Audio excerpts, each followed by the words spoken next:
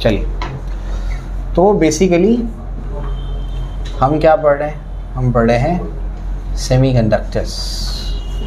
Semiconductors में हम लोगों को स्पेशल पर्पस डायोड्स पढ़ने हैं।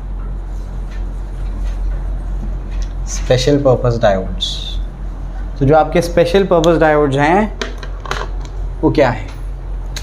स्पेशल पर्पस डायोड्स में सबसे पहला क्या है आपका? Zener diode. उसके बाद है आपका फोटो डायोड।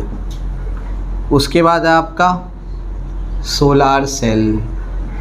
उसके बाद है आपका एलईडी। ठीक है ना? ये आपको पढ़ने हैं। रेक्टिफायर पढ़ाया था लास्ट टाइम?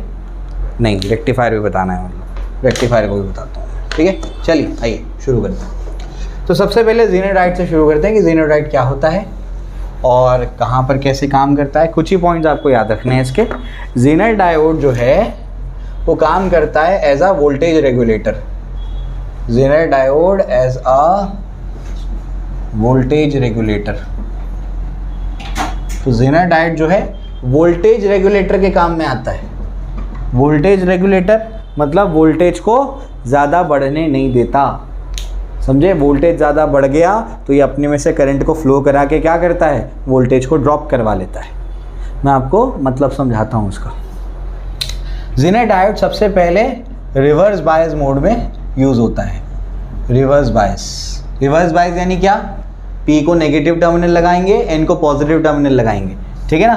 तो ये आपका रिवर्स बायस मोड में काम करता है। इसके बाद ये ब्रेकडाउन रीजन में काम करता है। ब्रेकडाउन रीजन मतलब क्या? ब्रेकडाउन कब होता है? आप रिवर्स बायस वोल्टेज लगाते जाओ। रिवर्स बायस मोड में डायोड चलता है क्या? नहीं चलता है, वर्क ही नहीं करता।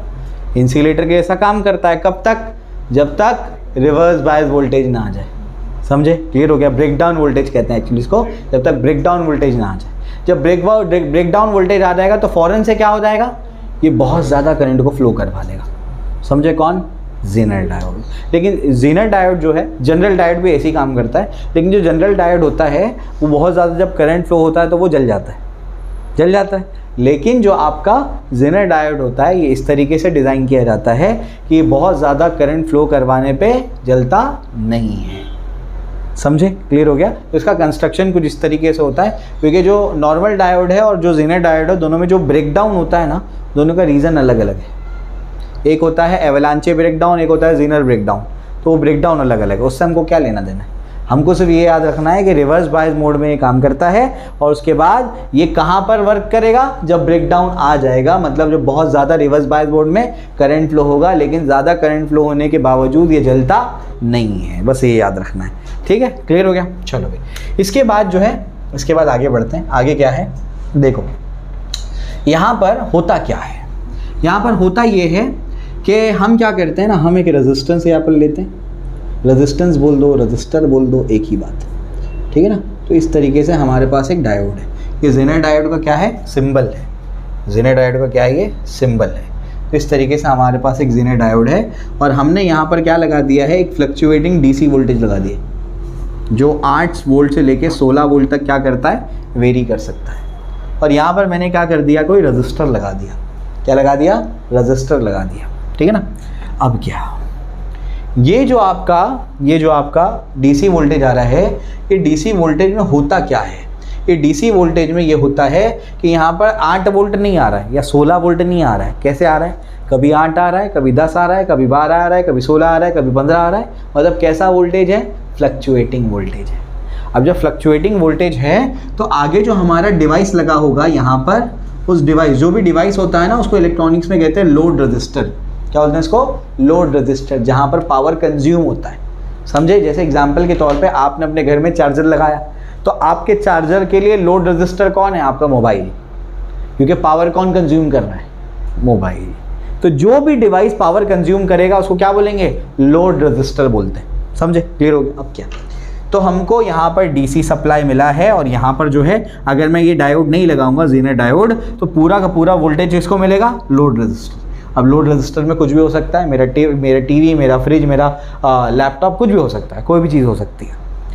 तो अगर यहाँ पर फ्लक्चुएटिंग वोल्टेज आए, इसको चाहिए 12 वोल्ट और वहाँ से आ गया 15 वोल्ट, तो ये क्या हो जाएगा, मेरा डिवाइस जल जाएगा। तो हम क्या करते हैं, रास्ते में ज़ीनर डायोड लगा देते हैं।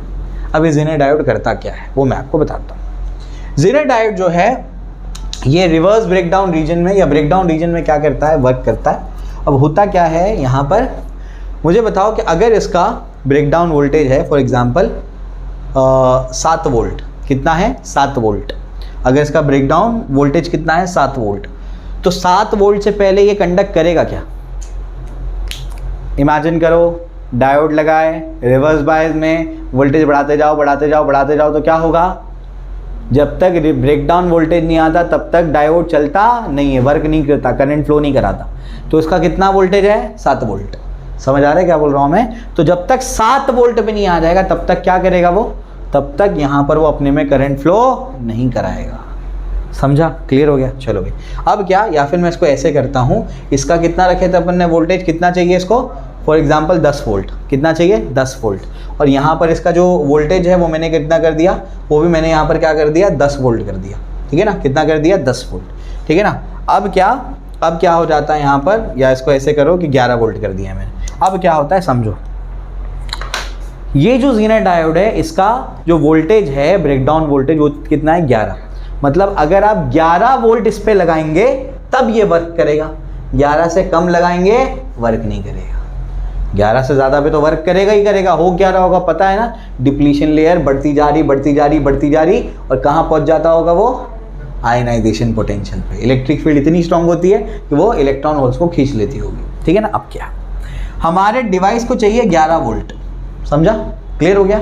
इधर पे कितना आया, हम सॉरी डिवाइस कितनी है 10 वोल्ट, इधर पे कितना आया 11 वोल्ट, 10 वोल्ट तक आया तो ये क्या करेगा, ये तो वर्क ही नहीं करेगा। यहाँ से 10 वोल्ट आया, ये तो क्या करेगा, बिल्कुल काम नहीं करेगा, 10 वोल्ट वहाँ पर जाने देगा। लेकिन 10 के बजाय अगर यहाँ से 11 वोल्ट आ गया तो ये क्या करेगा, 11 वोल्ट पे ये जैसा है ऐसा है जैसे ये वॉल्व है। क्या ये वॉल्व होता है, पानी का वॉल्व होता है, समझे, जैसे ये वॉल्व है। जैसे ही क्या होता है ये यहाँ से 11 वोल्ट आया तो ये क्या करेगा, वॉल्व ओपन कर देगा, ये ओपन कर देगा, ये ओपन हो जाएगा, मतलब बेसिकली क्या करेगा, अपने से करंट फ्लो करवा लेगा। क्या करेगा, अपने में से करंट फ्लो करा लेगा, और इस हिसाब से करंट फ्लो कराएगा कि यहाँ पर 1 वोल्ट का ड्रॉप आ जाए। कितना ड्रॉप आ जाए, 1 वोल्ट का ड्रॉप आ जाए, और आगे कितना जाए, अब समझा। अब वहां से आएगा 12 वोल्ट, तो ये तो 11 वोल्ट जैसे ही मिलेगा ये क्या करता है, ये कंडक्ट करवाना शुरू कर देता है। तो यहाँ से आया 12 वोल्ट, अब ये 12 वोल्ट आता तो ये क्या करेगा, ये तो 11 वोल्ट पे ही काम करता था, तो 12 वोल्ट आएगा तो क्या करेगा, ये अपने आप में इलेक्ट्रिक करंट को फ्लो कराएगा, और कितना वोल्टेज का ड्रॉप कर लेगा, 2 वोल्ट का, प्रपोर्शन में करता है। 2 वोल्ट ड्रॉप करा देगा, 10 वोल्ट आगे जाने देगा। समझ आई बात। ये काम होता है ज़ीनर डायोड का एज ए वोल्टेज रेगुलेटर। समझ आ गया। तो अगर कहीं पर फ्लक्चुएटिंग वोल्टेज आता है तो हम रास्ते में क्या कर देते हैं, ज़ीनर डायोड लगा देते हैं। तो ज़ीनर डायोड क्या करता है, जहाँ ज़्यादा वोल्टेज आया वो अपने में से करंट को फ्लो करा के वोल्टेज ड्रॉप करवा लेता है। समझा, क्लियर हो गया। क्योंकि जब यहाँ करंट फ्लो होगा तो कुछ वोल्टेज का ड्रॉप होगा ना। वोल्टेज क्या था, वर्क डन अपॉन चार्ज, समझे। तो वहाँ पर से आ रहा था 12 जूल पर कूलम। कितना आ रहा था, 12 जूल पर कूलम। चाहिए कितना, 10 जूल पर कूलम। तो ये क्या करेगा, बोलेगा चलो 2 जूल पर कूलम यहाँ मेरे को दे दो। समझे, करंट को फ्लो कराएगा और क्या करेगा, 2 जूल पर कूलम क्या करेगा, यहाँ यूज़ कर लेगा। आगे कितना जाने देगा, 10 जूल पर कूलम। अब समझ आई बात। ये काम होता है ज़ीनर डायोड का। समझा, क्लियर हो गया। हेवीली डोप्ड होता है, याद रखेंगे आप लोग। कैसा होता है, हेवीली डोप्ड होता है। बहुत ज़्यादा डोपिंग होती है इसके अंदर, बहुत ज़्यादा as compare to normal diode. Normal diode के कंपैरिजन में बहुत ज़्यादा डोपिंग होती है इसकी। समझ आ गया। तो ज़ीनर डायोड का क्या काम है, वोल्टेज रेगुलेशन का। समझा क्या हो रहा है यहाँ पर, हमने क्या कर दिया, रास्ते में एक वॉल्व लगा दिया। जैसे ही यहाँ पर क्या होगा, एक लिमिट से ज़्यादा या उसके ब्रेकडाउन वोल्टेज की जितना क्या हो गया वोल्टेज आया, तो ये क्या करेगा, अपने में से करंट को फ्लो करवा के कुछ वोल्टेज का ड्रॉप करवा लेगा।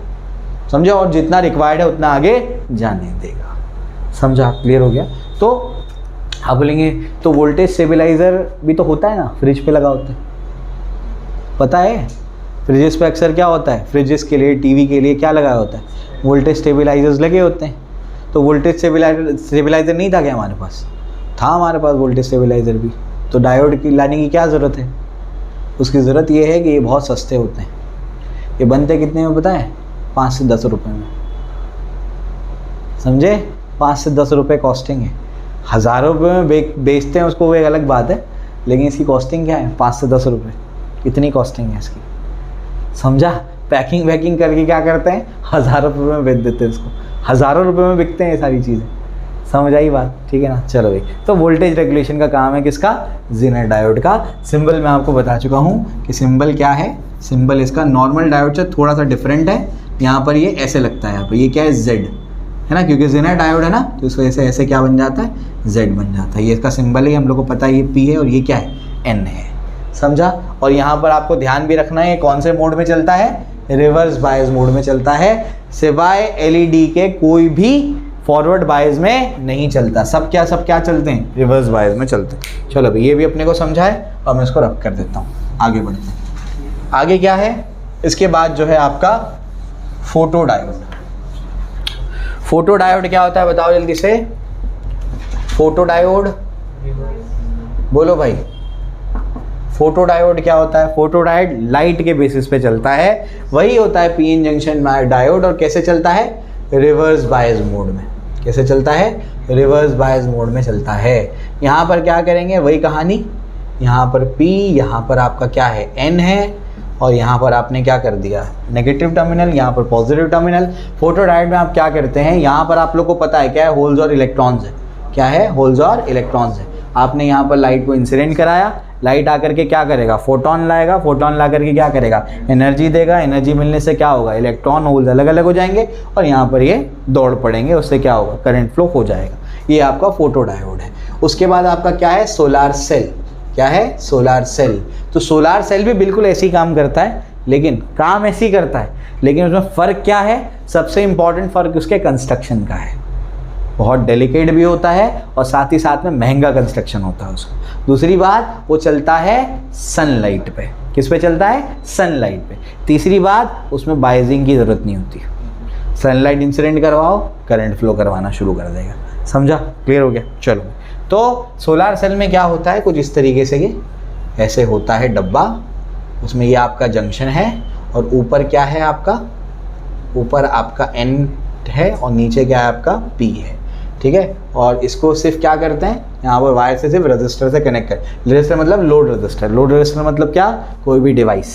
ठीक है, और यहाँ पर इस तरीके से क्या करते हैं? सनलाइट को इंसिडेंट कराते हैं। सनलाइट इंसिडेंट होता है, वो कहाँ पहुँचती है? सीधा जंक्शन पे। कहाँ पहुँचती है? जंक्शन पे। और जंक्शन के पास क्या है? होल्स और इलेक्ट्रॉन्स है, तो वो क्या कर देगा? उनको अलग अलग करके करंट फ्लो करवा देगा। समझा? क्लियर हो गया? यहाँ पर तो जीरो बायस कंडीशन में चलता है, बायसिंग की ज़रूरत ही नहीं है। इसके बाद जो है तीसरा क्या है आपका? एलईडी। अब एलईडी क्या है? Light emitting diode. एलईडी क्या चीज़ है? Light emitting diode. अभी लाइट एमिटिंग डायोड क्या होता है? लाइट एमिटिंग डायोड फिर से आपका क्या होगा? वही डायोड ही होगा। ठीक है ना? लाइट एमिटिंग डायोड ये चलता है फॉरवर्ड बायस में। कैसे चलता है? फॉरवर्ड बायस में। होता क्या है फॉरवर्ड बायस में? आप क्या करते हो? वोल्टेज बढ़ाते जाते हो। सिलिकॉन के लिए कितना है? 0.7 वोल्ट। नी वोल्टेज कितना है? 0.7 वोल्ट। मतलब क्या? अगर आप फॉरवर्ड बायसिंग में सिलिकॉन का सेमीकंडक्टर बनाओ और आप क्या कर दो? 0.7 वोल्ट लगा दो, तो ये क्या करेगा? कंडक्ट करना शुरू कर देगा। समझा? क्लियर हो गया? अब ध्यान से सुनो, कंडक्ट कैसे करता है बताया था मैंने। यहाँ से कौन आएंगे? होल्स। यहाँ से कौन आएंगे? इलेक्ट्रॉन्स। और ये क्या करेंगे? रिकम्बाइन होंगे और कंबाइन होकर के क्या करेंगे? एनर्जी रिलीज करते हैं। तो जो नॉर्मल डायोड होता है उसमें इलेक्ट्रॉन और होल्स कंबाइन होकर के हीट के फॉर्म में क्या करते हैं? एनर्जी रिलीज करते हैं। लेकिन जो आपके एलईडीज होते हैं, गैलियम फॉस्फाइड या गैलियम आर्सेनिक फॉस्फाइड, ठीक है ना, ये जो इसके डायोड जो बने होते हैं स्पेशल पर्पस डायोड्स, इनमें जब इलेक्ट्रॉन्स और होल्स का कॉम्बिनेशन होता है तो यहाँ पर जो एनर्जी रिलीज होती है, क्योंकि बॉन्ड बनेगा, कंबाइन होंगे तो बॉन्ड बनेगा तो एनर्जी रिलीज होगी, और जो एनर्जी रिलीज होगी वो लाइट के फॉर्म में होती है। समझा? क्लियर हो गया? तो इसको क्या बोलते हैं? एलईडी बोलते हैं, लाइट एमिटिंग डायोड। समझा? क्लियर हो गया? चलो भाई, तो सभी के सिंबल्स बता देता हूँ आपको मैं, क्या क्या सिंबल्स हैं। तो जो जनरल डायोड होता है उसका सिंबल क्या है? जनरल डायोड का सिंबल ये है। ये क्या है? ये है जनरल डायोड। जो नॉर्मल डायोड हमारा होता है उसमें ये होता है P और ये क्या है? N, हम लोग जानते हैं। तो उसके बाद जो ज़ीनर डायोड होता है वो कैसा होता है? वो इस तरीके से कुछ होता है। समझे? ये P और ये क्या है, Z सिंबल दिख रहा है ना आपको, तो ये क्या है, ये ज़ीनर डायोड का सिंबल है। उसके बाद जो आपका फोटो डायोड होता है वो कैसा होता है, फोटो डायोड, ये P और ये N, समझे, ठीक है ना। और ये यहाँ पर ऐसे लगेगा गोला। ये गोले का मतलब क्या है, जब भी इलेक्ट्रिकल सिंबल्स में ऐसे गोल लग जाए, सर्कल लग जाए, इसका मतलब है वो चीज़ बहुत डेलिकेट है, नाजुक चीज़ है, समझा, ठीक है ना। चलो भाई, तो ये होगा आपका क्या, ये आपका है फोटो डायोड। क्या है ये, फोटो डायोड। अच्छा, ख़त्म नहीं हुई कहानी, इस पे लाइट इंसिडेंट होती है ना, तो ये इंसिडेंट हो गया। उसके बाद क्या है, उसके बाद ये P, ये N, और उसके बाद ये ऐसे, और इससे लाइट निकलती है ना LED में, तो इस वजह से ये बनेगा, समझे। हल्के में मत लो, 1-2 बार CET में तो सिंबल ही पूछ लिए, डायोड का सिंबल बता दो, समझा, ठीक है ना। तो ये सारी चीज़ें इसको बना लो अपनी बुक में, ठीक है। एक और चीज़ याद रख लो, डार्क करंट क्या होता है। फोटो डायोड में क्या होता है, फोटो डायोड में हम क्या करते हैं, लाइट को एलिमिनेट करते हैं, और उससे क्या हो जाता है, उससे यहाँ पर हमारा जो भी डायोड होता है उसमें करंट फ्लो हो जाता है। फोटो डायोड की बात कर रहा हूँ मैं, ठीक है ना। अब क्या, अगर हम लोग ने लाइट उस पर इंसिडेंट नहीं करवाई तब भी क्या होगा, रिवर्स करंट तो फ्लो होगा ही होगा, माइनॉरिटी कैरियर्स की वजह से, बताया था मैंने पहले। तो वो जो करंट है बगैर लाइट को इंसिडेंट कराए जो करंट फ्लो हो रहा है फोटो डायोड में, उसको क्या बोलते हैं, डार्क करंट, क्योंकि लाइट इंसिडेंट नहीं हुई, लाइट नहीं है, जो लाइट नहीं होगी तो क्या बोलेंगे, डार्क, तो डार्क करंट, इसको डार्क करंट कहते हैं, समझा, ठीक है ना। तो ये इसका कॉन्सेप्ट है छोटा सा। अब उसके बाद जो है मैं आपको रेक्टिफायर्स पढ़ा देता हूँ, रेक्टिफायर्स क्या है, ठीक है। चलो,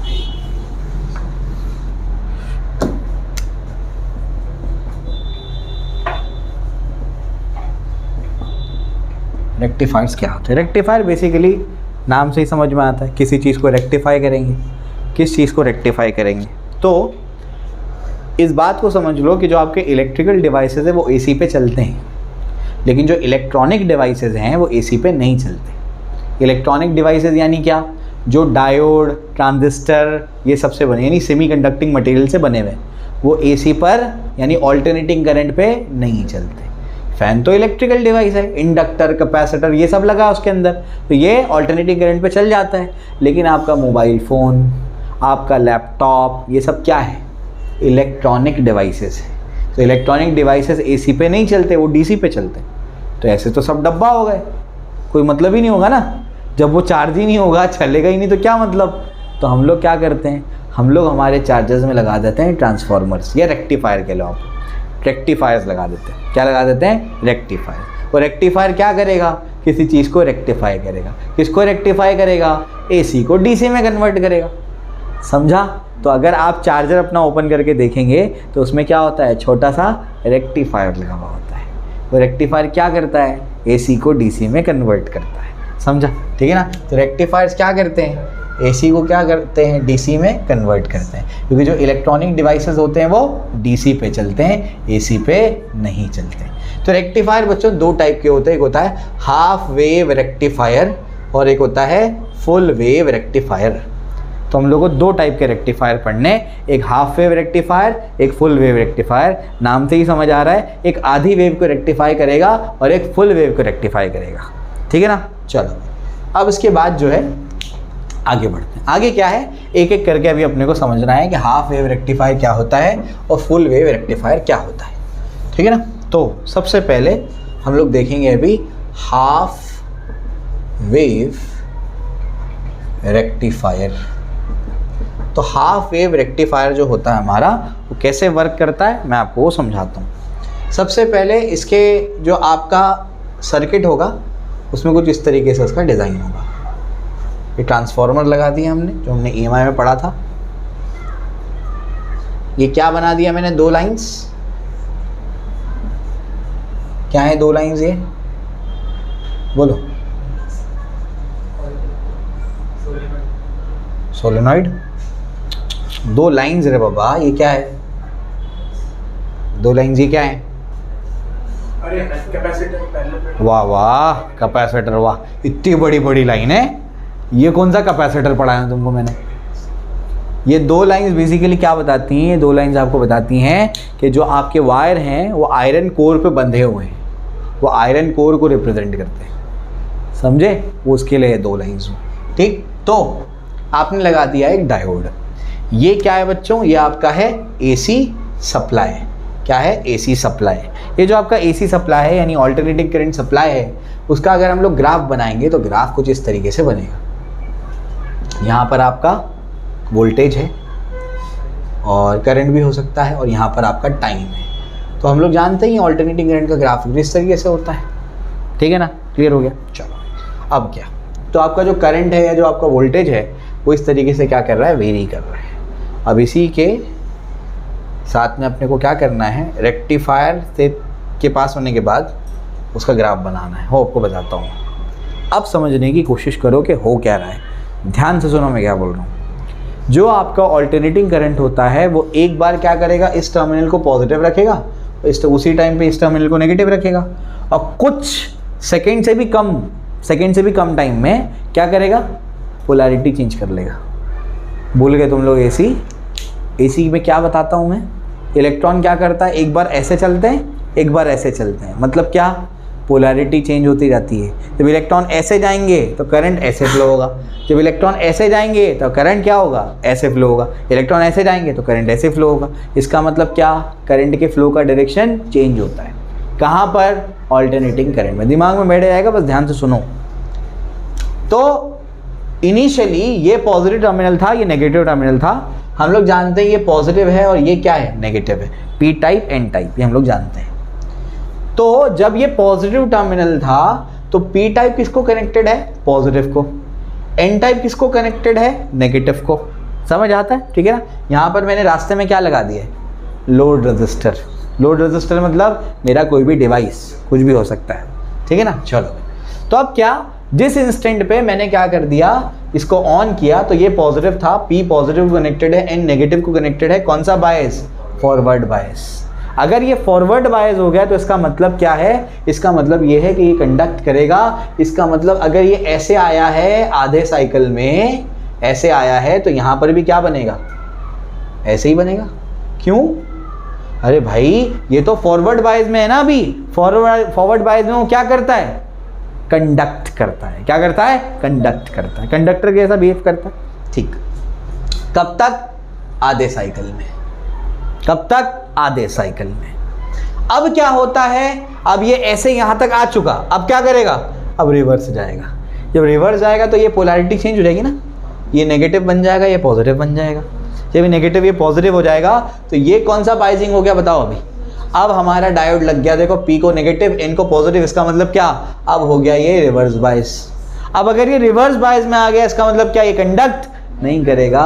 मतलब दूसरा जो साइकिल है ना, नीचे वाला जो साइकिल है, ये यहाँ पर नहीं नजर आएगा आपको। क्यों नहीं नजर आएगा? क्योंकि जब ये नीचे वाला साइकिल आ रहा था तब ये कंडक्ट ही नहीं कर रहा था। समझा? क्लियर है। अब इसके बाद क्या होगा?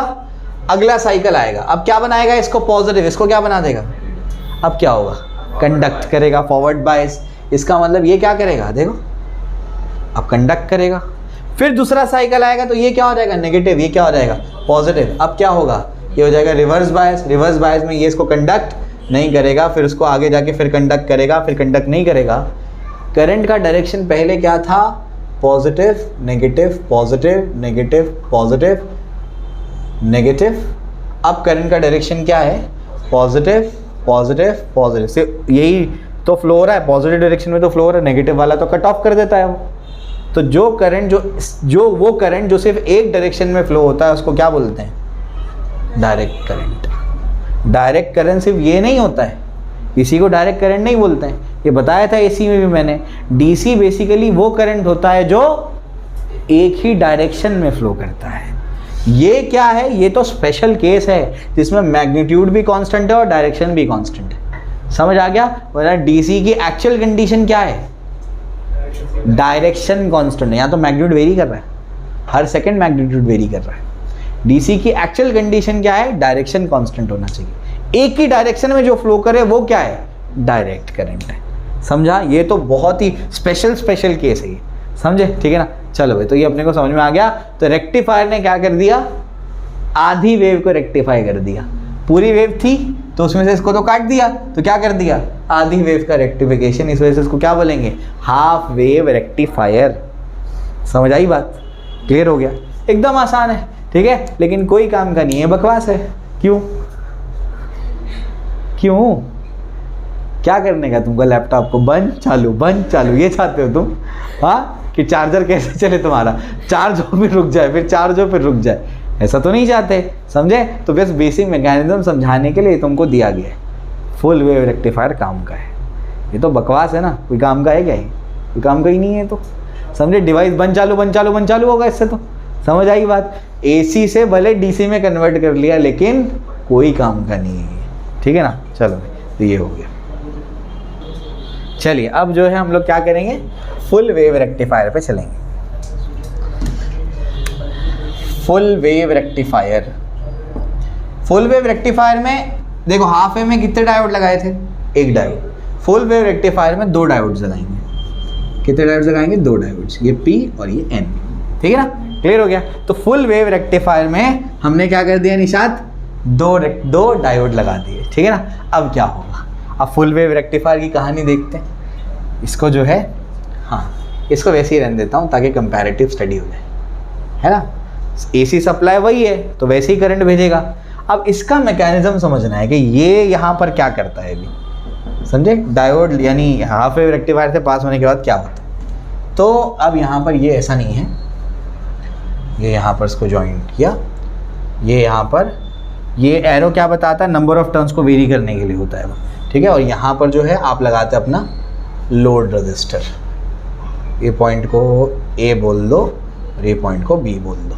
यहाँ से आउटपुट मिलेगा आपको, इसको आउटपुट बोलते हैं, यहाँ से आउटपुट मिलेगा आप, और ये आपने क्या दिया है, इनपुट दिया है यहाँ से, ठीक है। चलो अब क्या, अब जो है वही कहानी रिपीट होगी। एक बार ये क्या होगा, पॉजिटिव टर्मिनल, और एक बार क्या होगा, negative terminal. I am sorry, ये पॉजिटिव टर्मिनल नेगेटिव, अगले क्या इंस्टेंट पे क्या हो जाएगा, ये नेगेटिव और ये पॉजिटिव हो जाएगा, पोलैरिटी रिवर्स हो जाएगी। तो करंट तो ऐसे ही कुछ फ्लो होने वाला है, एक बार पॉजिटिव, एक बार ऐसा फ्लो होगा, एक बार ऐसा फ्लो होगा, ठीक है ना। वही यहाँ पर दिया हुआ है ग्राफिकल फॉर्म में। अब क्या, जब करंट क्या होता है, ध्यान से सुनो, जब ये आधी वेव आती है, पॉजिटिव वाली वेव आती है, तो करंट कैसा फ्लो हो रहा है, ऐसा फ्लो हो रहा है। करंट जब ऐसा फ्लो हो रहा है तो अब ध्यान से सुनना, P को क्या कनेक्टेड है और N को क्या कनेक्टेड है, N को क्या कनेक्टेड है, नेगेटिव। तो ये कौन सा बायस है, P को क्या कनेक्टेड है, N को क्या कनेक्टेड है, तो ये कौन सा बायस है। यानी जब हाफ साइकिल आएगी, फर्स्ट हाफ साइकिल, तो उस टाइम पे जो डायोड 1 है वो फॉरवर्ड बायस है, और जो डायोड 2 है वो क्या है, कौन कंडक्ट करेगा, कौन नहीं करेगा। हाँ समझे, डायोड 1 कंडक्ट करेगा, 2 कंडक्ट नहीं करेगा। अगर डायोड 1 कंडक्ट करेगा तो करंट सिर्फ इतने हिस्से में फ्लो होगा, क्योंकि ये तो इंसुलेटर हो गया ना अभी, ये तो नॉन कंडक्ट, ये तो कंडक्ट नहीं करेगा। तो जब यहाँ से करंट फ्लो होगा, यहाँ से करंट फ्लो होगा पॉजिटिव से नेगेटिव की तरफ, यहाँ पर करंट पहुँचेगा तो करंट ये हिस्से में जाएगा ही नहीं। क्यों नहीं, करंट जाता है तो पूरा जाता है, आधा अधूरा नहीं जाता है, समझे। ये यहाँ तक जाके फिर रिटर्न गया, ऐसा नहीं होता है, समझे। जाएगा तो पूरा करंट जाएगा, तो ये हिस्से में करंट तो फ्लो होगा ही नहीं। तो ये ऐसे यहाँ से चलेगा और चल करके कहाँ पहुँचेगा, ऐसे पहुँचेगा। देखो पॉजिटिव से निकला, ये करंट यहाँ गया, फिर ये ऐसे गया, फिर यहाँ पहुँचा, फिर यहाँ से इसके थ्रू यहाँ पहुँच जाएगा, यानी ये क्लोज लूप बन जाएगा आपका। समझ आ गया, ठीक है ना। तो करंट जो है इस तरीके से फ्लो होगा। करंट के फ्लो का डायरेक्शन क्या है, आउटपुट में देखो A से B कैसे गया, यहाँ से निकला करंट और कहाँ से कहाँ गया, A से B गया।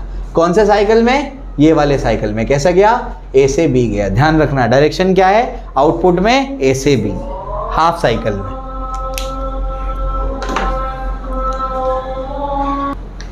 ठीक है, तो नेक्स्ट जो साइकिल आएगा, तो नेक्स्ट साइकिल में क्या हो जाएगा, पोलैरिटी रिवर्स हो जाएगी। ये बन जाएगा नेगेटिव और ये क्या बन जाएगा, पॉजिटिव। अब कौन फॉरवर्ड है और कौन रिवर्स है बताओ। देखो ये पॉजिटिव है, ये नेगेटिव को कनेक्टेड है, तो ये फॉरवर्ड बायस हो गया, और ये क्या हो गया, रिवर्स बायस हो गया। ये कंडक्ट नहीं करेगा, ये कंडक्ट करेगा।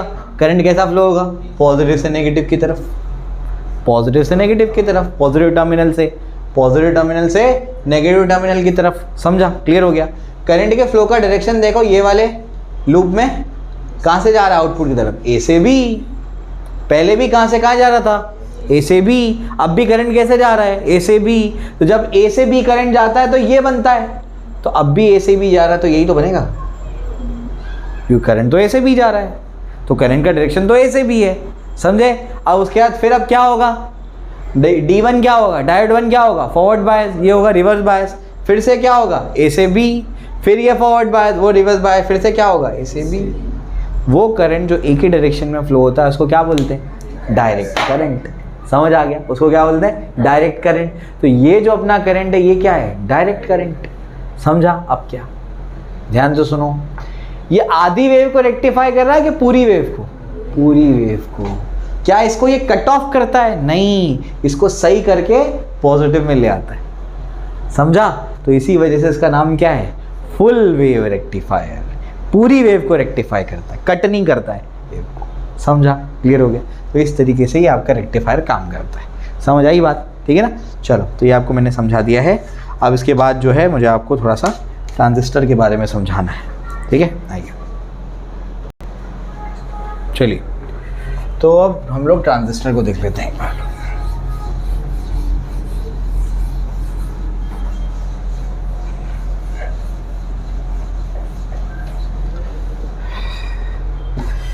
ट्रांजिस्टर क्या है? एक सेमीकंडक्टर डिवाइस है।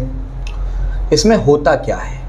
सबसे पहले ट्रांजिस्टर का मतलब होता है, ट्रांजिस्टर का मतलब होता है ट्रांसफर ऑफ रजिस्टर। क्या होता है? Transfer of register. तो ट्रांसफर ऑफ रजिस्टर को मिला करके क्या बना है? ट्रांजिस्टर बना है। समझा? तो ट्रांजिस्टर किससे बना है? ट्रांसफर ऑफ रजिस्टर से बना है। ट्रांजिस्टर बेसिकली क्या होता है? ये हमने डायोड कैसे बनाया था? एक पी लिया था, एक एन लिया था और क्या बन गया था? डायोड बन गया था। हम क्या करेंगे अभी? 3 टाइप के क्या करेंगे? एक्सट्रिंसिक सेमीकंडक्टर लेंगे। 3 बेसिकली 2 टाइप के, उसमें से 2 एक ही टाइप का होगा। एग्जाम्पल के तौर पे हम क्या करेंगे? 2 टाइप के ट्रांजिस्टर्स बनाते हैं हम लोग। एक को बोलते हैं पीएनपी ट्रांजिस्टर और एक को बोलते हैं एनपीएन ट्रांजिस्टर। पीएनपी ट्रांजिस्टर में क्या होता है? आपके पास एन सैंडविच होगा 2 पी के बीच में, और एनपीएन में क्या होगा? पी सैंडविच होगा 2 एन के बीच में। ठीक है ना? चलो भाई, तो ये आपका है एन सैंडविच होगा 2 पी के बीच में, और यहाँ पर क्या होगा? पी सैंडविच होगा 2 एन के बीच में। समझा? क्लियर हो गया? चलो भाई, तो बेसिकली क्या है? ये आपका पीएनपी ट्रांजिस्टर और ये आपका एनपीएन ट्रांजिस्टर। ठीक है, 2 टाइप के ट्रांजिस्टर है। उसके बाद वो भी आपको सिर्फ बीजेटी पढ़ना है, बायपोलर जंक्शन ट्रांजिस्टर। एफईटीज नहीं पढ़ना है आपको, फील्ड इफेक्ट ट्रांजिस्टर आपके सिलेबस में नहीं, तो बीजेटी आपको पढ़ना है। इसमें जो है आपके पास 3 अलग अलग टर्मिनल्स होते हैं। अब मैं आपको पहले ये समझाऊं इसके बारे में कि ट्रांजिस्टर में 3 हिस्से होते हैं। एक होता है कलेक्टर, एक होता है बेस, एक होता है एमीटर। समझे क्या बोल रहा हूँ मैं? ट्रांजिस्टर में 3 हिस्से होते हैं। एक होता है कलेक्टर, एक होता है बेस, एक होता है एमीटर। समझ आ रहा है? ठीक है ना? चलो, जो बिल्कुल लेफ्ट साइड पे होता है ना उसको बोलते हैं एमीटर, जो बिल्कुल सेंटर में होता है ना उसको बोलते हैं बेस, और जो बिल्कुल क्या होता है? जो बिल्कुल आपका एंड में होता है उसको आप लोग क्या बोलते हो? कलेक्टर। एंड में जो होता है उसको क्या बोलते हैं? कलेक्टर बोलते हैं। ठीक है ना? तो ये होता है एमीटर, इसको बोलते हैं बेस, उसको क्या बोलते हैं? कलेक्टर। यहाँ पर भी वही होगा, फिर सेम होगा। कैसे होगा बताओ ज़रा? ये आपका P है और ये एमिटर होगा, ये बेस होगा और ये क्या होगा? कलेक्टर। जो बिल्कुल लेफ्ट में होता है उसको क्या बोलते हैं? एमिटर बोलते हैं। जो सेंटर में होता है उसको क्या बोलते हैं? बेस, और जो राइट साइड पे होता है उसको क्या बोलते हैं? कलेक्टर। तो इसको बोलते हैं एमिटर, फिर ये आपका है बेस और ये आपका है कलेक्टर। ठीक है ना? अब एक एक करके सबकी खासियत के बारे में पढ़ना है। एमिटर कैसा होता है? एमिटर जो होता है ये एक तो लेफ्ट साइड पे होता है, दूसरा एमिटर जो होता है ये हेवीली डोप्ड होता है। कैसा होता है? हेवीली डोप्ड होता है, और उसका साइज जो होता है वो मॉडरेट होता है। साइज कैसा होता है? मॉडरेट होता है। तो साइज कैसा होता है? मॉडरेट साइज का होता है। बेस जो होता है ये सेंटर में होता है। बेस कहाँ होता है? सेंटर में होता है। और कैसा डोप्ड होता है? लाइटली डोप्ड होता है, मतलब इम्प्योरिटी बहुत कम मिलाई गई है उसके अंदर। समझे? लाइटली डोप्ड होता है। और साइज कैसा होता है? वेरी स्मॉल, बहुत ही पतला होता है। कौन? बेस। उसी हिसाब से बनाया मैंने, समझा? ठीक है ना। इसके बाद जो है कलेक्टर, कलेक्टर जो होता है वो होता है राइट साइड पे। कलेक्टर कहाँ होता है? राइट साइड पे होता है, और ये मॉडरेटली डोप्ड होता है।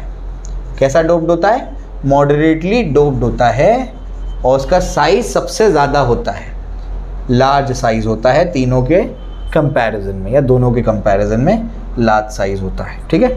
अब जो है ये एमिटर जो होता है वह हेवीली डोप्ड क्यों होता है?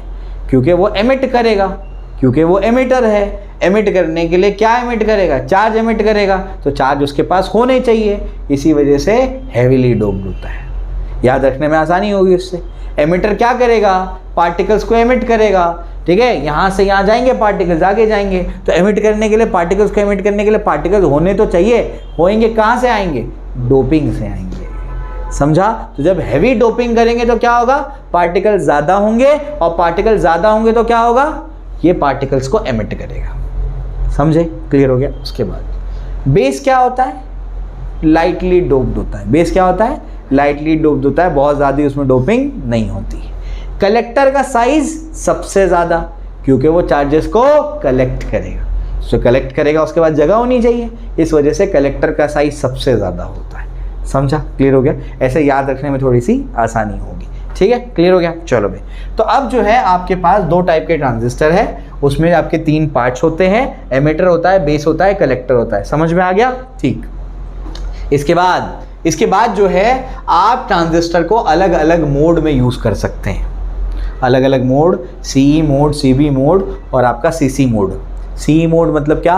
Common emitter mode. CB mode मतलब क्या? Common base mode. और CC मोड मतलब क्या? Common collector mode. एक में एमिटर को कॉमन करेंगे, एक में बेस को कॉमन करेंगे, और एक में क्या करेंगे? कलेक्टर को कॉमन करेंगे। सबसे ज़्यादा यूज़ होने वाला जो मोड है वो CE मोड है, कॉमन एमिटर एम्पलीफायर जिसे कहते हैं, कॉमन एमिटर मोड। तो कॉमन एमिटर मोड में क्या करेंगे? एमिटर को क्या कर देंगे हम लोग? कॉमन कर देंगे। अब कॉमन कर देंगे क्या मतलब होता है? मतलब समझाता हूँ मैं। ठीक है। उसके बाद जो NPN है और जो PNP है, इनका कैसे वर्किंग होता है ये भी मैं आपको थोड़ा सा समझाता हूँ। उसके बाद मैं आपको कुछ फॉर्मूलेज बताऊँगा, वो आपको याद रखने हैं। यहाँ तक सबको समझा है? ठीक है ना। चलो भाई, तो ये आपका क्या है, ट्रांजिस्टर के बारे में मैंने बताया। अभी मैं इसके कनेक्शन बताऊँगा थोड़ा सा, उसके बाद थोड़ी सी वर्किंग बता दूँगा, या तो PNP या तो NPN, कोई भी एक की वर्किंग समझा दूँगा। जरा इसको कॉपी कर लो। चलिए आ जाइए। अब इसके बाद जो है हम लोग क्या करते हैं, अभी इसको मैं आपको थोड़ा सा कनेक्ट भी करके बताता हूँ उसको। कोई भी ट्रांजिस्टर हो उसको ऑपरेटिंग कंडीशन में हम लोग को अगर लाना है तो हम लोग कैसे उसको ऑपरेट करवाते हैं ये ध्यान रखना। हमारे पास कोई भी ट्रांजिस्टर हो उसमें क्या होता है, उसमें एक एमिटर होता है, उसके बाद एक हमारे पास क्या होता है, बेस होता है, और एक हमारे पास क्या होता है, कलेक्टर होता है। ठीक है ना। तो ये इस तरीके से होता है। ये बेसिकली अगर ये PNP है तो यहाँ पर P और N के बीच में क्या बनेगी, डिप्लीशन लेयर। समझे। और अगर ये PNP है ना, अगर फॉर एग्जांपल PNP है तो यहाँ पर एक डिप्लीशन लेयर और यहाँ पर भी क्या होगी, डिप्लीशन लेयर। NPN होगा तब भी क्या होगा, डिप्लीशन लेयर। तो ट्रांजिस्टर में कितने जंक्शन होते हैं, 2 जंक्शन होते हैं। समझा। ठीक। इसके बाद जो आपका एमिटर बेस जंक्शन है, यानी जो एमिटर बेस है, उसको हमेशा लगाना फॉरवर्ड बायस। कैसा लगाना, फॉरवर्ड बायस। तो अगर ये ऐसा है, अगर ये PNP है, क्या ये अगर PNP, अगर ये PNP है तो P को क्या लगाने का, पॉजिटिव टर्मिनल, और N को क्या लगाने का, नेगेटिव टर्मिनल। क्यों? क्योंकि ये क्या है, एमिटर है, ये बेस है, और ये क्या है, कलेक्टर है। तो जो आपका एमिटर बेस जंक्शन है ना, उसको क्या लगाओ, उसको फॉरवर्ड बायस रखना है अगर आपको ट्रांजिस्टर को ऑपरेट करवाना है तो। समझे। एकदम सिंपल भाषा में समझा रहा हूँ सारी चीज़ें। जो आपको ट्रांजिस्टर को अगर क्या करना है, ऑपरेट करवाना है, तो क्या करेंगे आप, एमिटर बेस जंक्शन को फॉरवर्ड बायस लगाएंगे और कलेक्टर बेस जंक्शन को रिवर्स बायस लगाएंगे। रिवर्स बायस का मतलब क्या है, P को क्या कनेक्ट करोगे, नेगेटिव, और ये क्या आएगा यहाँ पर, पॉजिटिव। इस तरीके से। तो कलेक्टर बेस जंक्शन जो होगा उसको क्या लगना, कैसे लगाना, रिवर्स बायस। समझा। क्लियर हो गया। तो एमिटर बेस जंक्शन लगेगा फॉरवर्ड बायस और कलेक्टर बेस जंक्शन लगेगा रिवर्स बायस। PNP लिया। अब अगर मैं क्या करता हूँ, NPN लेता हूँ, तो बताओ क्या होगा, NPN, बताओ क्या होगा, जल्दी बोलो। सेम वही कहानी है ना। ये क्या है, एमिटर है, ये बेस है, ये कलेक्टर है। एमिटर बेस जंक्शन क्या होगा, फॉरवर्ड बायस, मतलब यहाँ पर क्या लगेगा, ये नेगेटिव और ये पॉजिटिव, ठीक है ना। वर्किंग कंडीशन रखना है और उसको क्या करना है, रिवर्स बायस, मतलब क्या, यहाँ लगाओगे पॉजिटिव और यहाँ लगाओगे नेगेटिव, ऐसा है। समझ आई बात, क्लियर हो गया ना। तो इस तरीके से ये हम लोग क्या करेंगे, फॉर ये लगाएंगे एमिटर बेस जंक्शन को फॉरवर्ड बायस और कलेक्टर बेस जंक्शन को क्या करेंगे, रिवर्स बायस। समझ आई बात, क्लियर हो गया, ध्यान रखना है, इंपॉर्टेंट है ये, ठीक है। अब इसके बाद क्या, अब इसके बाद होता क्या है, एक कोई भी ले लेते हैं, एनपीएन को अगर हम लोग ले लेते हैं, एनपीएन का एक्शन क्या होता है, जितना समझ में आया ठीक है, ध्यान दो बस। अब यहाँ पर क्या है, यहाँ पर इलेक्ट्रॉन्स है, हेवीली डोप्ड है ना, कौन, कलेक्टर, और कुछ कुछ क्या है, होल्स है। यहाँ पर क्या होगा, मेजॉरिटी में कौन होंगे, होल्स होंगे, ठीक है ना, लेकिन बहुत ही लाइटली डोप्ड है, समझे, कुछ इलेक्ट्रॉन होंगे, एक इलेक्ट्रॉन समझो। उसके बाद ये क्या है, ये एन टाइप है, इसके बाद नेगेटिव चार्जेस है, और कुछ क्या होंगे इसके पास, होल्स होंगे, क्योंकि मॉडरेटली डोप्ड है, ठीक है ना, कौन, कलेक्टर। होता क्या है, ये देखो ये फॉरवर्ड बायस में है, कौन, एमिटर बेस जंक्शन, तो यहाँ पर वोल्टेज होता है लगभग 1.5 वोल्ट। कितना होता है, लगभग 1.5 वोल्ट। क्यों, फॉरवर्ड बायस में है, आराम से चल पाएगा, समझ आ गया, तो 1.5 वोल्ट पे चल जाएगा वो। वर्किंग कंडीशन में है, मतलब क्या, नी वोल्टेज कितना है, 1.5 वोल्ट की बात कर रहा हूँ, समझा, ठीक है ना। ये कौन से मोड में है, रिवर्स बायस मोड में, ये वाला जंक्शन, समझे। तो जैसे ये दो अलग अलग डायोड काम कर रहे हैं एक साथ, ऐसी बात हो रही है यहाँ पर। तो इसके यहाँ पर जो वोल्टेज होता है, इसको वर्क करवाने के लिए वो लगभग 45 वोल्ट होता है। कितना होता है, 45 वोल्ट्स। समझ आ रही बात, ठीक है ना। चलो भाई, तो लगभग कितना होता है, 45 वोल्ट्स नेगेटिव, ठीक है ना। इस तरीके से अपने को समझता। अब क्या, यहाँ पर अब क्या हो रहा है, ये डी वोल्टेज पे पहुँच चुका है, तो यहाँ से क्या होगा, यहाँ से ये नेगेटिव टर्मिनल यहाँ के इलेक्ट्रॉन को क्या करेंगे, पुश करेंगे। ये इलेक्ट्रॉन भाग करके कहाँ जाएंगे, बेस में जाएंगे, बेस में जाएंगे ना, यानी एमिटर के चार्जेस इलेक्ट्रॉन्स क्या करेंगे, बेस में जाएंगे। अगर फॉर एग्जांपल 100 इलेक्ट्रॉन यहाँ से भागे तो सिर्फ 5 ही के साथ में ये कंबाइन हो पाएगा। क्यों, अरे होल्स ही बहुत कम है, समझ आ रहा है क्या बोल रहा हूँ मैं, तो बहुत ही कम क्या होंगे होल्स के साथ में कंबाइन हो पाएगा। तो अगर 100 निकले तो सिर्फ 5 के साथ में कंबाइन होगा, बाकी 95 कहाँ भाग जाएंगे, बाकी 95 यहाँ पर कलेक्टर में चले जाएंगे। समझा, क्लियर हो गया। अब क्या, अब यहाँ से इलेक्ट्रॉन बाहर निकलेगा, यहाँ से इलेक्ट्रॉन बाहर निकल रहे हैं। अब यहाँ पर जब इलेक्ट्रॉन और होल्स मिल करके चार्जेस को तो ख़त्म कर देंगे, तो चार्जेस की तो ऐसे तो ख़त्म होते जाएंगे चार्जेस, तो वो चार्जेस आएंगे कहाँ से, तो ऐसे कहा जाता है कि यहाँ पर जो कोवेलेंट बॉन्ड्स होंगे वो टूटेगा, और टूट करके वो क्या करेगा, कुछ इलेक्ट्रॉन्स को इधर भेजेगा। कहाँ भेजेगा, इस तरफ भेजेगा। जब इलेक्ट्रॉन इधर जाएंगे तो क्या होगा, बेस का करंट इस डायरेक्शन में बनेगा, आई भी बोलेंगे इसको। जब इलेक्ट्रॉन बाहर निकलेगा तो इस डायरेक्शन में जाएगा, तो बेस का करंट क्या होगा, उल्टे डायरेक्शन में चलेगा।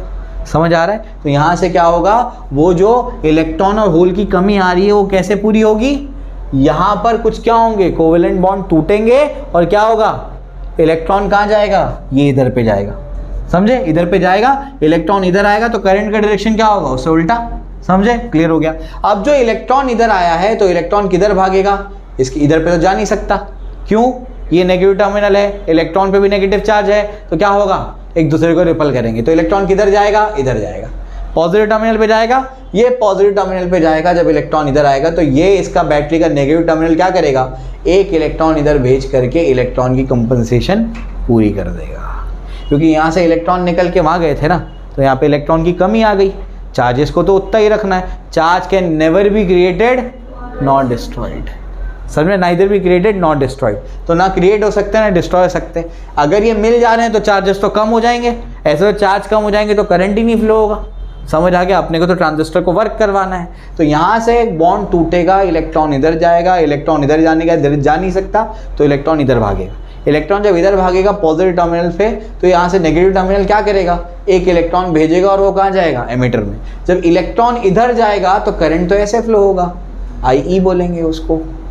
समझा, क्लियर हो गया। चलो भाई, उसके बाद यहाँ से जो इलेक्ट्रॉन आ रहे थे वो कहाँ जा रहे थे, कलेक्टर में जा रहे थे, तो कलेक्टर से वो कहाँ जाएंगे, पॉजिटिव की तरफ जाएंगे, तो यहाँ से इलेक्ट्रॉन बाहर निकलेंगे। जब यहाँ से इलेक्ट्रॉन बाहर निकलेंगे तो करंट का डायरेक्शन क्या होगा, ये होगा ना, एक इसको क्या बोलेंगे, आईसी बोलेंगे इसको, कलेक्टर करंट। समझा।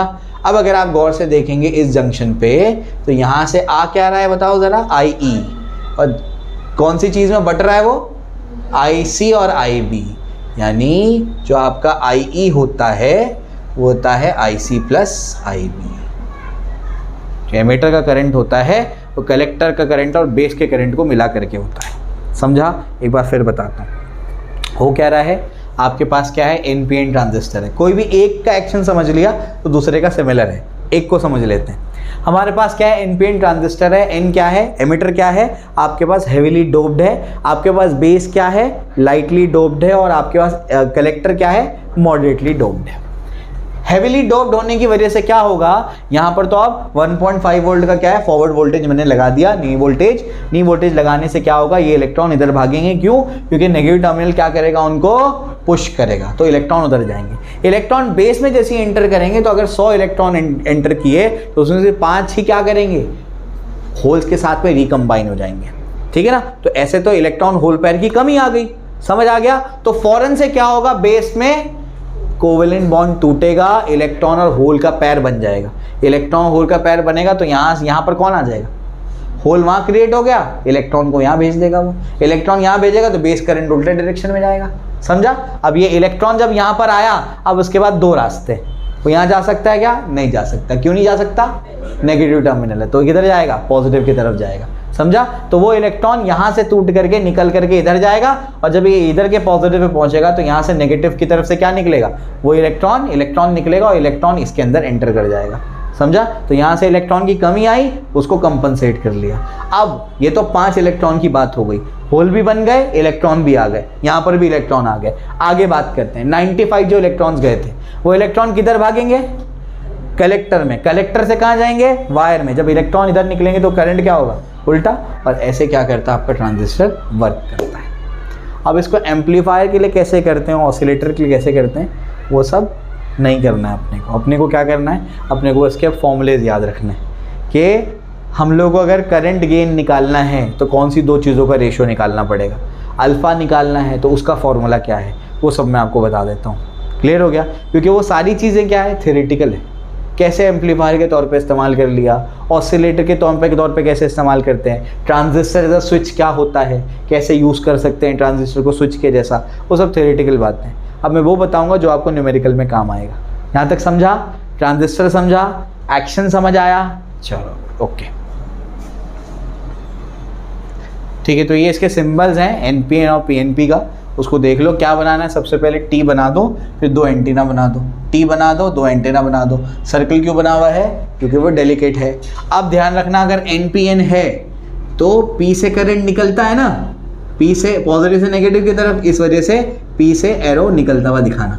और अगर PNP है तो पॉजिटिव से नेगेटिव की तरफ जाता है करंट, तो एरो इस तरफ दिखाना। समझे, ठीक है ना। चलो इसके बाद जो है आगे बढ़ते हैं। आगे क्या है, ये तो हम लोग ने कर लिया। CE मोड के सारे फॉर्मूलेज मैंने आपको बता दिए हैं, तो वो आप लोग लिखिए और इसको याद करिए। ठीक है। CB मोड के फॉर्मूले मैं आपको बता देता हूँ, किसका ग्राफ क्या है, कौन से ग्राफ का क्या मतलब है, सारी चीज़ें मैंने इसमें कवर कर ली हैं, तो लो आप लोग उसको देख सकते हैं। चलो भाई, अब इसके बाद जो है, जो आपका कॉमन बेस ट्रांजिस्टर एम्पलीफायर है, CB मोड जो है, तो CB मोड में कुछ फॉर्मूलेज लिख लो जल्दी से, मेरे साथ में लिखो। DC करंट गेन, अल्फ़ा इसका सिंबल, वो क्या है, IC/IE। क्या फॉर्मूला है, IC/IE। लिख लेते हैं सब एक बार। चलिए, तो अब जो है ये यहाँ पर कंप्लीट हो जाता है। मैंने आपको सारे फॉर्मूलेज लिखा दिए हैं। अब हम लोग लास्ट में क्या करेंगे, लॉजिक गेट्स कर लेते हैं, और ये चैप्टर हमारा यहाँ पर कंप्लीट हो जाएगा। ठीक है। चलो, तो अब जो है यहाँ पर लॉजिक गेट्स क्या होते हैं। लॉजिक गेट्स वही इलेक्ट्रॉनिक डिवाइसेस होते हैं जिनमें जो एक लॉजिकल रिलेशनशिप के अकॉर्डिंग काम करते हैं। ठीक है। चलो, तो उसके कुछ अलग अलग गेट्स बनते हैं, कैसे बनते हैं वो भी समझा सकते हैं, लेकिन वो सब सिलेबस में नहीं है। आपको कुछ गेट्स को पढ़ना है। जैसे सबसे पहले क्या पढ़ना है आपको, और गेट पढ़ना है। क्या पढ़ना है सबसे पहले, और गेट पढ़ना है। और का मतलब होता है प्लस करना, और का मतलब प्लस। एंड में क्या करना है, मल्टीप्लाई। और में क्या करना है प्लस, एंड में क्या करना है मल्टीप्लाई, समझे। नैंड में क्या करना है, अच्छा उससे पहले नॉट में क्या करना है, निगेट। नॉट में क्या करना है, निगेट। निगेट मतलब क्या, उल्टा कर दो, 1 का 0, 0 का 1, ठीक है ना। यहाँ पर हम जो डील करेंगे वो बाइनरी नंबर्स में करेंगे, यानी सिर्फ 1 और 0 में, ठीक है ना। तो सबसे पहले और का मतलब याद रखना प्लस होता है। तो यहाँ पर ए है, बी है, दो आपके पास इनपुट होंगे, ठीक है। और यहाँ पर आपको क्या मिलेगा, उसका आउटपुट मिलेगा, ठीक है। तो ए है, बी है, और यहाँ पर क्या आपका आउटपुट है। मैंने आपको क्या बताया, और में क्या करना है, ऐड करना है। सबसे पहले एंट्री करो, 1 1 0 0 1 0 1 0, समझे। समझे कैसे एंट्री होगी, 1 1 0 0, फिर क्या होगा 1 0 1 0। ये कॉम्बिनेशन बन सकता है, ठीक है। चलो भाई आगे बढ़ते हैं। आगे क्या है, आगे जो है अब हमारे पास ये देखिए, सबसे पहले कितनी एंट्री बन सकती है, 2n। कितनी बन सकती है, 2n। पता होगा ये सारी चीज़ें, ठीक है। 2n बन सकती है। तो यहाँ पर कितने हैं इनपुट, 2, तो 2 मतलब 4 बनेगा, 4 पॉसिबिलिटीज़, ऐसे सोचना है, ठीक है। ऐड कर दो, 1 + 1 = 1। बाइनरी में 1 + 1 = 1 0 होता है। वो क्या होता है, 1 + 1 क्या होता है, 1 0, पता है। आसान भाषा में इतना याद रखो, 1 + 1 क्या होता है, 1 होता है। 1 + 1 2 होता है ना। एक्चुअल डेसिमल सिस्टम में 1 + 1 क्या होता है, 2। वही 2 को बाइनरी में 1 0 लिखते हैं, 10 नहीं, 1 0 बोलने का। 10 का मतलब नहीं है वहाँ पे कोई भी, ठीक है ना। तो 1 0 होता है वो। तो याद क्या रखो, 1 + 1 क्या होता है, 1। 1 + 0 क्या होता है, 1। 0 + 1 क्या होगा, 1। 0 + 0 क्या होगा, 0। समझे। अब समझा क्या किया है मैंने, ठीक है ना। तो और में क्या कर दो, ऐड कर दो। 1 + 1 क्या होता है, 1, ये याद रखो। क्यों, क्योंकि हम बाइनरी के साथ में डील कर रहे हैं, समझे। 1 + 1 2 नहीं होता है, बाइनरी में सिर्फ 1 और 0 होता है। कंप्यूटर की जो लैंग्वेज वो कौन सी होती है, बाइनरी लैंग्वेज होती है, वो 1 0 में डील करता है। अब अगर आप डेफिनेशन पढ़ेंगे तो it produces high output voltage when any one और all of the inputs are high. समझा। अगर इनपुट हाई है तब आउटपुट हमेशा क्या होगा, वन ऑफ द इनपुट अगर हाई है तो आउटपुट क्या होगा, हाई होगा। देखो इनपुट हाई मतलब 1, तो आउटपुट में क्या है 1। यहाँ पर भी देखो 1, तो यहाँ पर क्या है 1, यहाँ पर भी 1, यहाँ पर भी 1। ये दोनों में से कोई भी हाई होगा तो आंसर क्या आएगा, हाई आउटपुट आएगा। इनपुट देखो दोनों लो था तो आउटपुट भी लो। ये अपने को ये सब याद ही नहीं रहता है, अपने को ये याद रहता है, समझे। और मतलब प्लस, समझा। 1 + 1 1 + 1 क्या होगा, 1 होगा। 1 + 0 1, 0 + 1 1, 0 + 0 0, डन। ठीक, क्लियर है। तो इसका सिंबल क्या है और गेट का, ये इसका सिंबल है। इस तरीके से ये 2 इनपुट दे दो, एक ए एक बी, और यहाँ पर आपके पास क्या आ गया, यहाँ पर आपके पास आउटपुट आ गया। कौन सा गेट है, और गेट है। समझा, क्लियर हो गया। चलो भाई, उसके बाद नेक्स्ट गेट क्या होगा, एंड गेट होगा। नेक्स्ट क्या होगा, एंड गेट होगा। मतलब क्या, मल्टीप्लाई। एंड गेट में क्या करना है, मल्टीप्लाई करना है। क्या करेंगे, आइए मैं आपको समझाता हूँ। कितने इनपुट देने हैं, वही 4 देने, 4 केसेस बनेंगे, ए बी, और ये क्या होगा, आउटपुट होगा। 1 1 0 0 1 0 1 0, 4 पॉसिबिलिटीज़ बनेगी। एंड में क्या करना है, मल्टीप्लाई। 1 1 ज़ा 1, 1 0 0, 0 1 ज़ा 0, 0 0 0। समझा, क्लियर हो गया काम। समझे, क्लियर हो गया। ये प्लस माइनस से याद था या वैसे याद था जो बुक में दिया है, कैसे याद था, लॉजिक में भी मतलब क्या करते हैं, कैसे याद था तुम लोगों को? अच्छा, ऐसे याद था। उसमें क्या करने का ना, उसमें लॉजिक में भी जब मैं लॉजिक पढ़ाता हूँ तो मैं ऐसे ही पढ़ाता हूँ लॉजिक। उसमें क्या बताता हूँ मैं कि ट्रू को 1 ले लो और फॉल्स को 0 ले लो, समझा। फिर वही कर दो, और करना है तो 1 + 0 1 + 1, इस तरीके से आ जाएगा। तो लॉजिक बहुत ईजी हो जाता है, ठीक है ना। ये याद रखने में डिफ़िकल्टी होती है, ऐसे याद रखना ईजी होता है, ठीक है। चलो भाई, आराम से सॉल्व कर लिया तुमने, क्या दिक्कत है इसमें, ये तो नॉर्मल मल्टीप्लिकेशन है ना, वैसे ही आ रहा है। वहाँ पे बस एक चीज़ याद रखनी है कि 1 + 1 1 होगा, 2 नहीं लिखना है बस, ठीक है। एंड में क्या होगा, एंड में आता है डी, तो ये बनेगा डी के जैसा, ऐसे कुछ बनेगा ये, समझा। तो याद रखने के लिए ये भी आसान है, समझा, क्लियर हो गया। तो एंड में बनता है, एंड में आता है डी, तो ये डी के जैसा बनाओ। ए बी कौन सा गेट? And gate. आउटपुट ये दोनों इनपुट, समझा? यहाँ 1 दोगे, यहाँ 1 दोगे तो आंसर भी क्या आएगा? 1 आएगा। टेबल से समझा दिया आपको मैंने। तीसरा गेट क्या होगा? Not gate. तीसरा क्या होगा? Not gate. समझे? क्लियर हो गया? वो बताता हूँ फिर आगे। उससे और है, नैंड है, नॉर है, एक्सऑर है, ठीक है? तो और में ऐड कर लेना है, उसके बाद एंड में क्या कर लेना है? मल्टीप्लाई कर लेना है। नॉट में क्या करना है? सब लॉजिक के हिसाब से समझा रहा हूँ मैं। नॉट में क्या कर लेना है? निगेट कर लेना है, समझे? उल्टा कर देना है उसका, ठीक? चलो आ जाओ।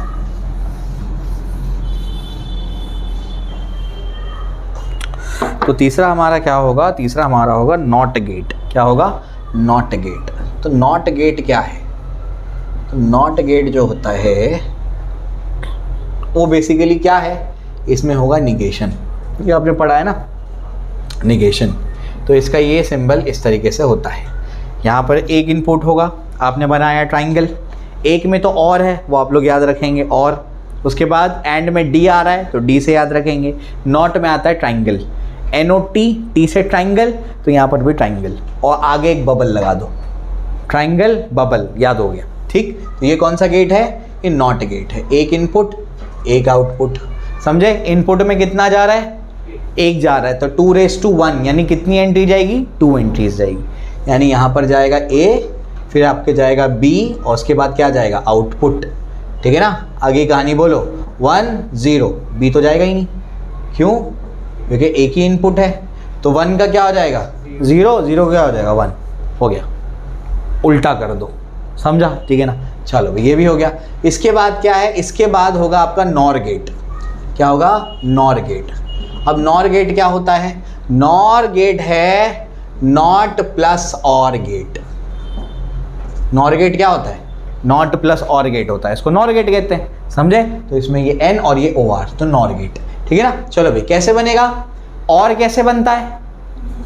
ये बनता है और, ये आपका क्या है? और गेट है, ठीक है ना? तो ये आपका और है, समझाता हूँ मैं। तो ये आपका और है, इसमें आपके 2 इनपुट है, ठीक है ना? और के साथ में आपको क्या जोड़ना है? नॉट जोड़ना है। तो नॉट हम लोग जानते हैं ऐसा होता है, तो ये क्या है? नॉट है। ये पूरा सिंबल नहीं है, ये समझाने के लिए। ये A होगा, ये B होगा। क्लियर हो गया? आगे की कहानी। अब ये नॉट को पकड़ो और उसके अंदर क्या कर दो? ऐसे घुसा दो, ठीक है ना? तो सिर्फ बाहर क्या दिखेगा आपको? बबल दिखेगा, समझे? तो दिस इज इक्विवेलेंट टू, ये आपका क्या बनेगा? ये आपका बनेगा ऐसे, ऐसे, ये बनेगा नॉर गेट। अब समझा? तो याद रखने में बहुत आसानी होगी इससे। ये नॉट को पकड़ के इसको अंदर से घुसा दो, तो क्या बचेगा? बाहर से बबल बचेगा, समझा? क्लियर हो गया? तो याद बहुत इजीली हो जाएगा ये, ठीक है? चलो भाई, ये A हो गया, ये B हो गया, ठीक? चलो आगे कहानी। A हो गया, B हो गया, उसके बाद क्या करना है? आउटपुट। फटाफट बोलो क्या होगा? कितनी एंट्री होगी? 4 होगी ना, क्योंकि 2⁻2 आएगा। 2 इनपुट है, जितने इनपुट होंगे उसको 2 के पावर पे लगा देने का, उतनी एंट्री आएगी, ठीक है ना? तो क्या आएगा? वही 1 1 0 0, फिर क्या होगा? 1 0 1 0, ये गया, ये गया, ये गया। आगे अब क्या? अब ध्यान से सुनो, क्या करना है आपको? और करना है, फिर उसका नॉट करना है। और करना है मतलब प्लस करना है। 1 + 1 1, उसका उल्टा 0। अब समझा? क्लियर है? कितना आसान है, ठीक है ना? 1 + 0 1, उसका उल्टा 0, 0 + 1 1, उसका उल्टा 0, 0 + 0 0, उसका उल्टा 1। डन। क्लियर हो गया? चलो भाई, नॉर भी हो गया। अब क्या बचेगा? NAND gate. नैंड गेट में क्या करेंगे? बोलो। एंड लेंगे, नॉट लगा देंगे, सिंबल बताओ क्या आएगा? D आएगा, आगे बबल आ जाएगा। सब याद हो गया, ठीक है ना? बस बच गया। उसके बाद क्या है आपका? एक्सऑर गेट, एक्सक्लूसिव और गेट, वो मैं समझाता हूँ। ये क्लियर है? ठीक है ना? चलो भाई, तो ये अपने को समझ आ गया। उसके बाद जो है लिखते जाओ तुम लोग, मैं क्या करता हूँ? नैंड गेट बता देता हूँ अपने तक। अब उसके बाद जो है 5th आपका क्या है? NAND gate. तो नैंड गेट क्या होगा? नैंड गेट विल बी, ये आपका ऐसा होगा, एंड गेट होगा। उसके बाद क्या होगा?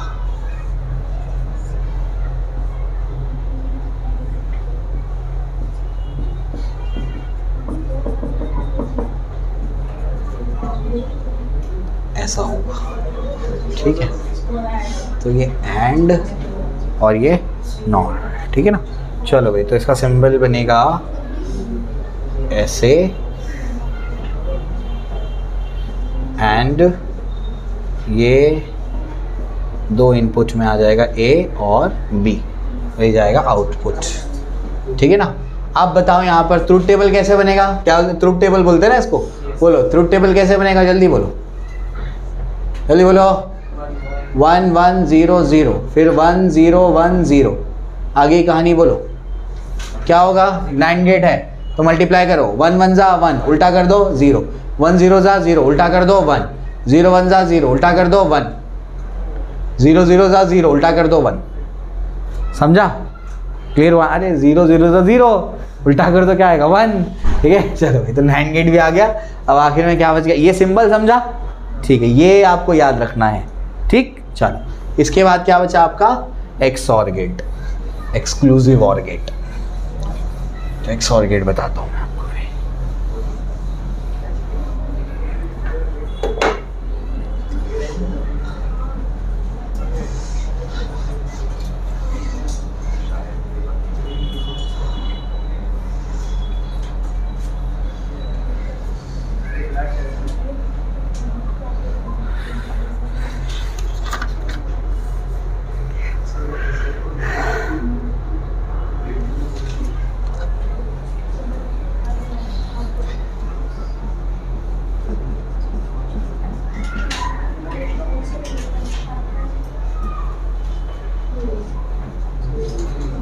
चलो, कंप्यूटर साइंस वाले बताएंगे एक्सऑर गेट में क्या होता है।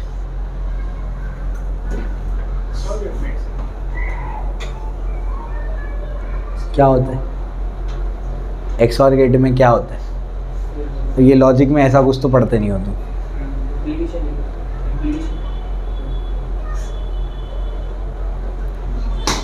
एक्सऑर गेट में एक्सक्लूसिव ऑर गेट है, आपको एक्सक्लूसिव रिजल्ट देगा कब?